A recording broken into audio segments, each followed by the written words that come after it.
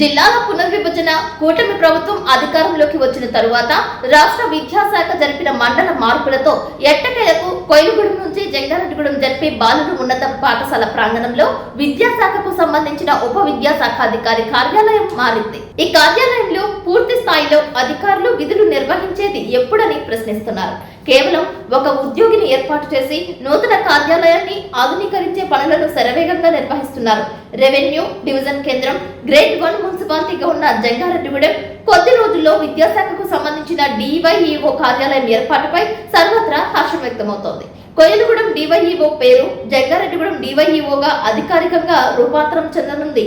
1981వ సంవత్సరం డిసెంబర్ 1వ తేదీన కోయిలగూడెంలో కార్యాలయం ఏర్పడింది. కార్యాలయం ఏర్పడినప్పుడు ఉన్న మండలాలు చాలా వరకు ఇతర డివిజన్లతో కలవడంతో ప్రస్తుతం 10 మండలాలు జంగారెడ్డిగూడెం డివైఈఓ కార్యాలయంలోకి వచ్చాయి. బొట్టాయిగూడెం, జంగారెడ్డిగూడెం, జిలుగుమిల్లి, కోయిలగూడెం, కుకునూరు, వేలేరుపాడు, పోలవరం, కామవరపుకోట, ద్వారకా తిరుమల, టి నర్సాపురం 10 మండలాలు ఈ కార్యాలయం పరిధిలోకి వచ్చాయి. పోలవరం నియోజకవర్గంలోని 7 మండలాలతో పాటు చింతలపూడి నియోజకవర్గంలోని జంగారెడ్డిగూడెం, కామవరపుకోట, గోపాలపురం మండలంలోని ద్వారకా తిరుమల మండలం మొత్తం 10 మండలాలు ఉన్నాయి. ఈ డివిజన్ పరిధిలో 3 ఎమ్మెల్యేలు, 2 ఎంపీలు ఉండటంతో పాటు ఈ డివిజన్ పరిధిలో 60 ZP high schools, 53 UP schools, 388 వరకు ఎలిమెంటరీ స్కూల్స్ ఉన్నాయి.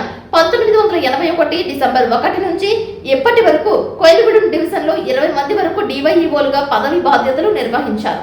నూతనంగా ఏర్పాటైన జంగారెడ్డిగూడెం డివైఈఓ ప్రథమంగా మడకం రామన్న దొర మొదటి డివైఈఓగా బాధ్యతలు స్వీకరించనున్నట్లు సమాచారం.